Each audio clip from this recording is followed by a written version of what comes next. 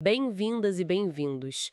Hoje a gente vai examinar de perto uma proposta cultural bem específica, o projeto Rede Cultural do Circuito das Águas Encontros Criativos no Interior Paulista.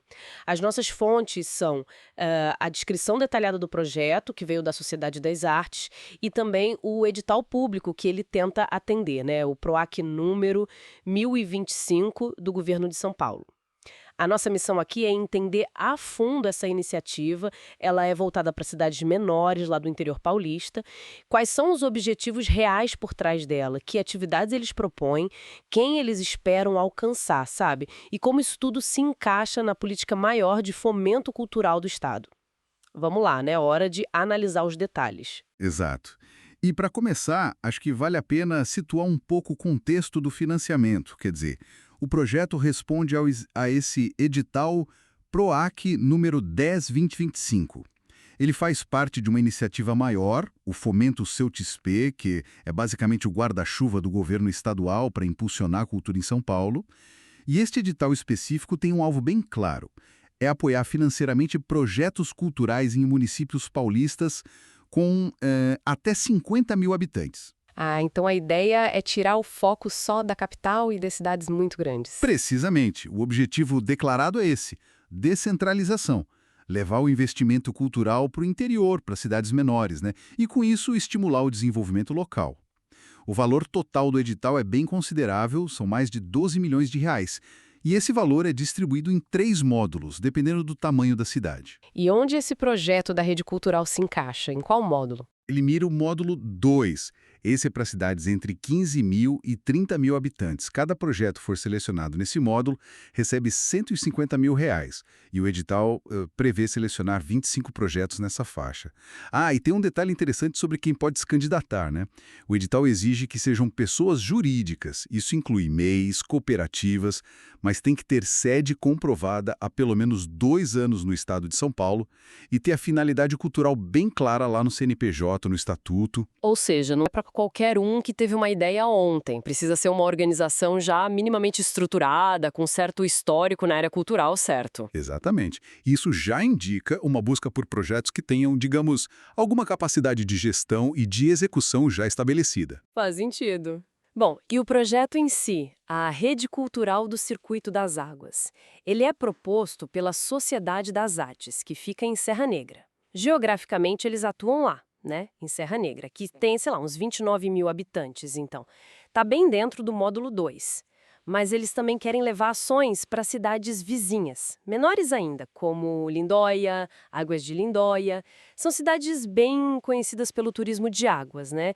Mas que, pelo que o projeto diz, ficam um pouco à margem dessas políticas culturais mais robustas. Pois é.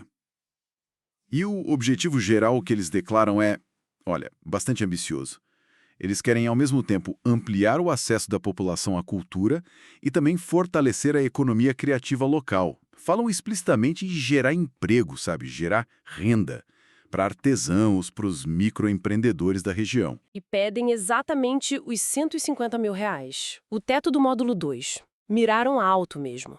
Mas como eles planejam concretizar essas ambições todas com esse dinheiro? Qual que é a estrutura do projeto assim? Olha, a proposta se divide basicamente em 3 grandes frentes, né?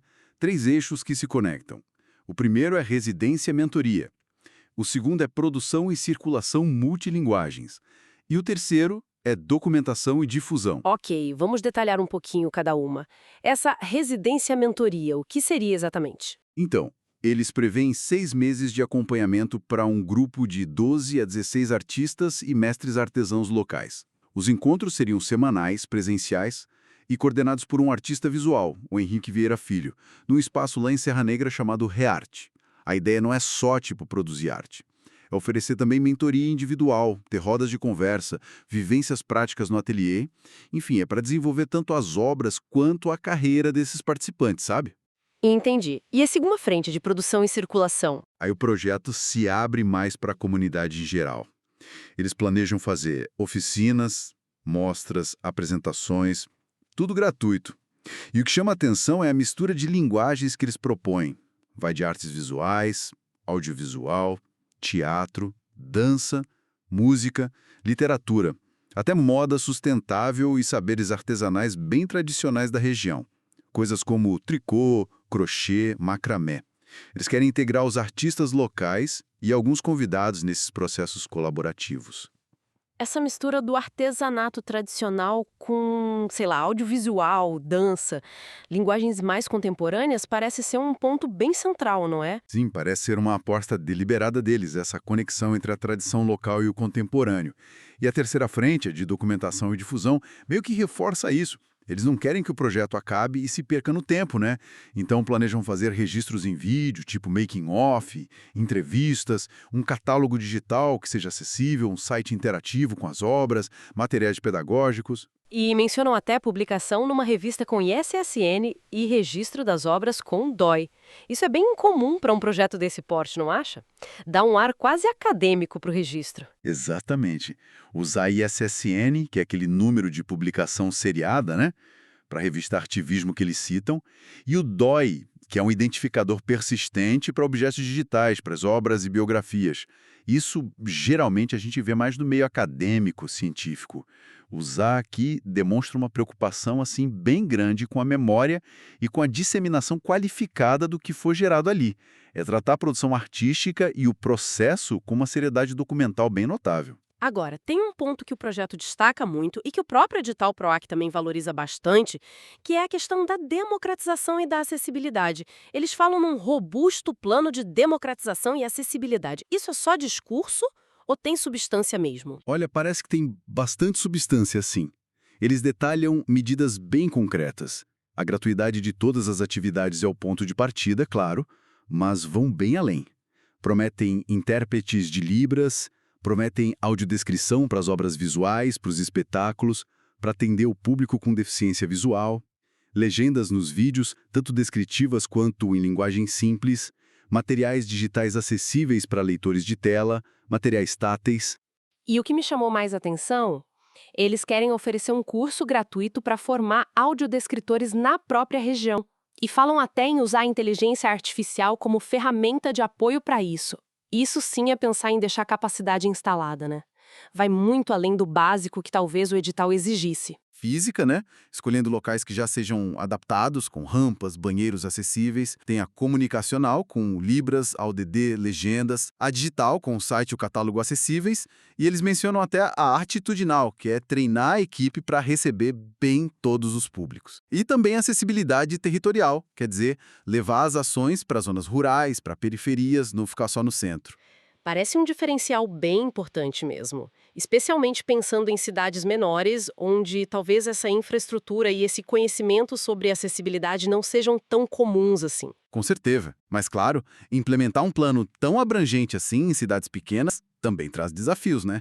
Logísticos, de recursos, algo que eles mesmos reconhecem lá na seção de riscos do projeto. Falando em atividades mais concretas, então, além da residência e das apresentações, o que mais se destaca no que eles propõem fazer? Olha, a parte de formação é bem recheada. Tem um curso de arte e tecnologia, com 48 horas, abordando temas bem atuais, como inteligência artificial na arte, net art, ambientes imersivos e até a parte de audiodescrição que você mencionou. Eles também oferecem acesso e mentoria para uma certificação online do governo federal, da ENAP, chamado Saber Museu.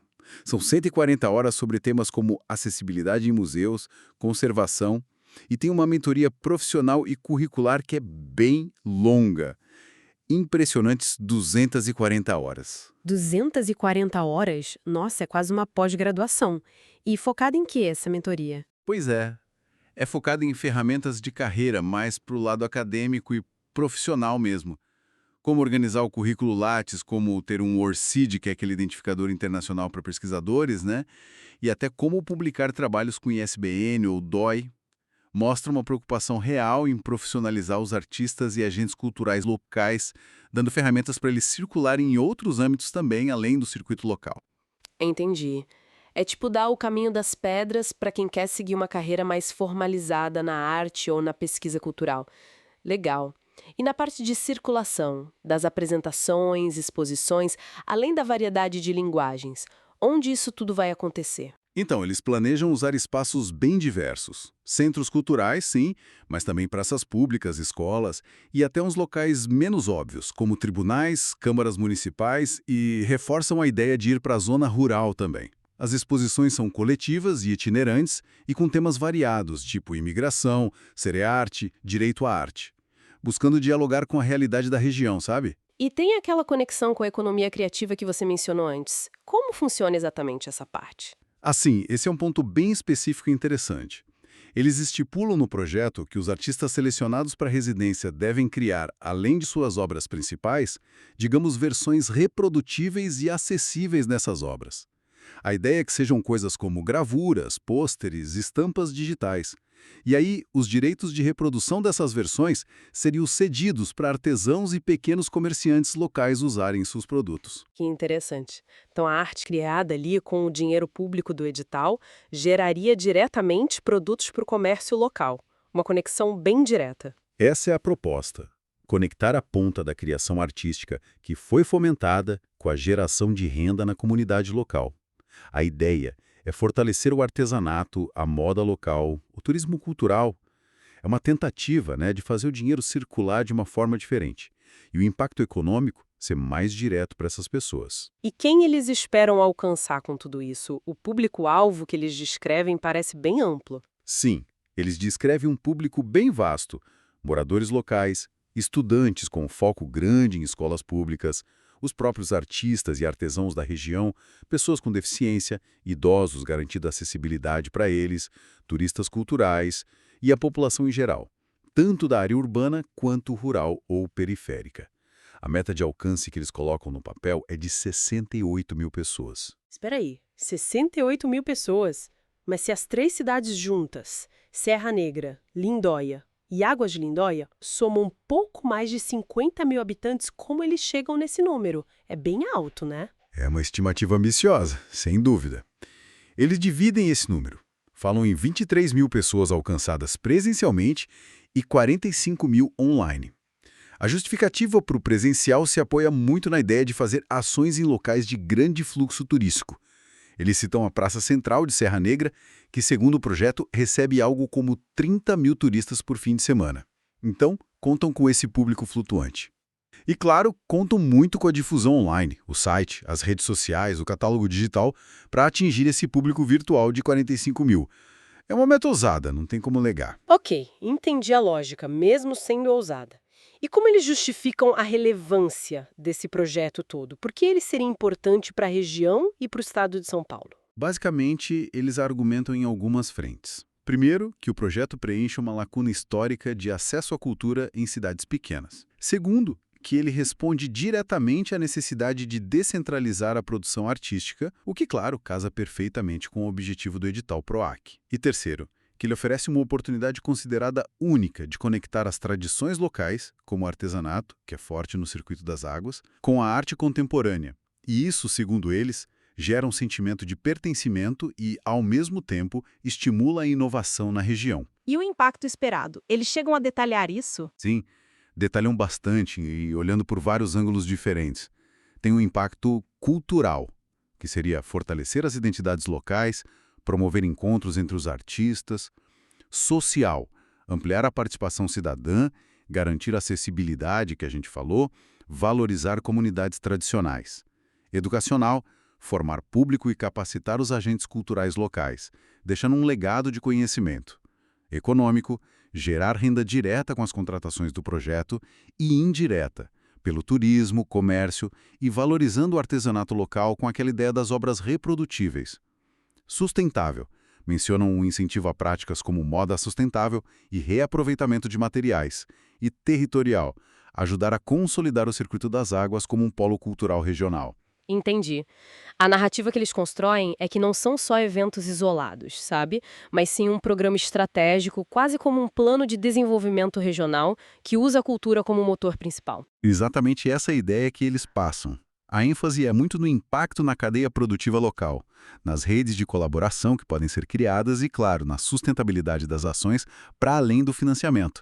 Mas, como a gente sabe, nem tudo são flores. Projetos assim, especialmente com essa ambição, sempre têm riscos envolvidos. Eles chegam a abordar isso no documento? Sim, abordam e isso é um ponto positivo, mostra um pé no chão. Eles têm uma seção específica sobre riscos e mitigação. Reconhecem desafios bem concretos, como, por exemplo, a dificuldade de encontrar locais adequados e totalmente acessíveis nas cidades. Possíveis falhas nos próprios recursos de acessibilidade que eles planejam, apesar do plano ser robusto. Mencionam o risco de o público não aderir como esperado, problemas de logística para levar tudo para diferentes lugares, variações de custos durante o projeto e até a questão da instabilidade digital para a parte online. Identificado, eles apontam medidas de mitigação. Por exemplo, ter locais alternativos já mapeados, caso o principal falhe. Contratar as equipes de acessibilidade com bastante antecedência para garantir a qualidade. Fortalecer parcerias com associações de bairro, escolas, para ajudar a mobilizar o público. Planejar a logística em detalhe. Usar múltiplos canais digitais para não depender de um só. Enfim, mostra que eles pararam para pensar nos problemas potenciais. Reconhecer os riscos e pensar em como lidar com eles já é um bom sinal de planejamento, né? E sobre o que fica depois que o dinheiro do edital acabar? Eles falam sobre o legado do projeto? Falam e dedicam uma parte importante do texto a isso, a pensar na sustentabilidade. O legado que eles esperam deixar inclui algumas coisas principais. Primeiro, um acervo digital aberto. Aquele site com as obras, os vídeos, os materiais pedagógicos. A ideia é que ele permaneça online e acessível para consulta depois do fim do projeto. Segundo, a formação continuada. As pessoas que foram capacitadas nos cursos Saber Museu, Audiodescrição, a mentoria curricular poderiam continuar atuando e os módulos das oficinas poderiam ser reaproveitados.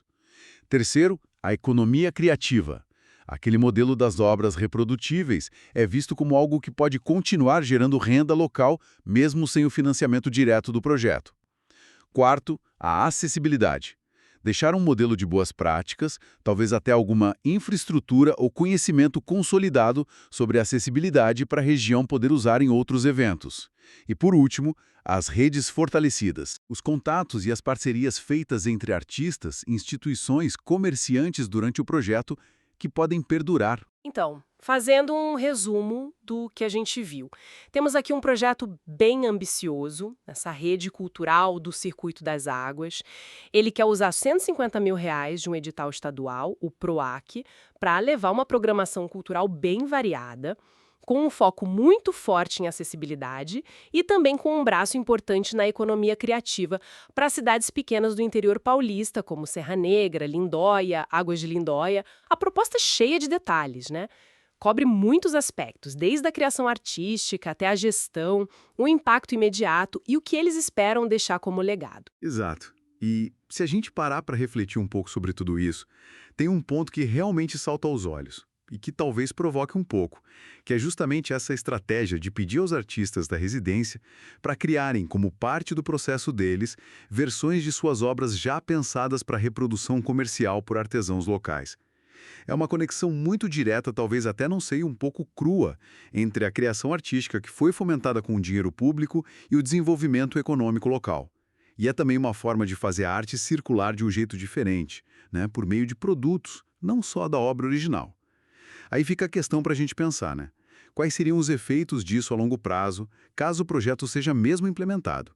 Isso pode ser um caminho interessante, sustentável para artistas em cidades menores, uma forma de gerar renda e visibilidade específica, de criar obras reprodutíveis, pode acabar direcionando demais ou até limitando um pouco a liberdade criativa dentro da própria residência artística. É uma tensão interessante, essa entre fomento cultural, desenvolvimento econômico e a prática artística em si. Algo que com certeza valeria a pena observar como se desenrola na prática.